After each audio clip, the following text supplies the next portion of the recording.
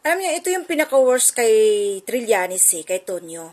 Kasi nga si Stella, since talaga nung panahon pa lang ni PGMA, na nagkudita siya, di ba? Oo. Yung ginawa niyang magdalo-magdalo. Guys, tandaan niyo at tandaan natin lahat, ang magdalo, ang kaso ay rebellion. Okay? Rebellious sila. Mga rebel sila. So si Trillanes, paano pinapaniwalaan at pinapagalaw at ginastusan ni Bongbong Marcos kung alam niya na si Trillanes ay isang rebelde? So that means hindi na ako magtataka kung si Bongbong Marcos ang tatay ng mga komunista. Unang-una sa lahat, bago namatay si Juma Sison, nakipag-meeting siya at nakipag-pistok siya doon kay Juma Sison. Then nung namatay si Juma Sison, nagkaroon sila ng dinner close meeting. Sila ni Tambaloslos, si Martin Romualdez at lahat ng mga grupo ng mga tinatawag nating legal front kono ng CPP, NDF, NPA. Ngayon, legal front, pero sila naman yung mga nagpo-provide sa mga komunista. Sila naman ang na-involve sa recruitment. Okay? So ngayon, itong si Trillanes at si Leila de Lima ay very close at sila ang nag-iisang author.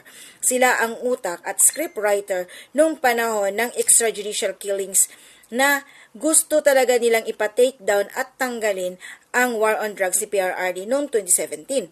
So nagtagumpay sila doon sa Tukhang. Ngayon, yung war on drugs, hindi sila nagtatagumpay sa kadahilanan na implemented na. Okay? Meron na siyang budget para sa war on drugs na operation. So wala silang nagawa doon. So nag-continue sila. Bago doon si Guillermina Arcelas Barrido, kinuha nila, gumawa sila ng script, binayaran ni sa Guillermina against PRRD. Then nagkaroon sila ng Las Cañas at Matubato. After nun, hawak sila ni Attorney Jude Sabio.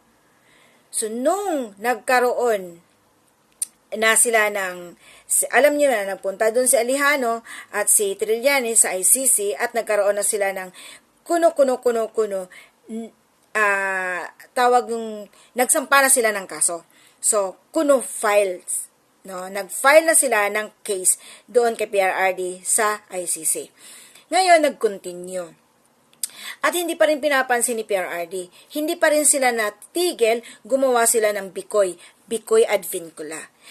Doon nangyari, dahil nga, di ba, nakulong si Dilima, nung makulong si Dilima, gumawa sila ng kwento about kay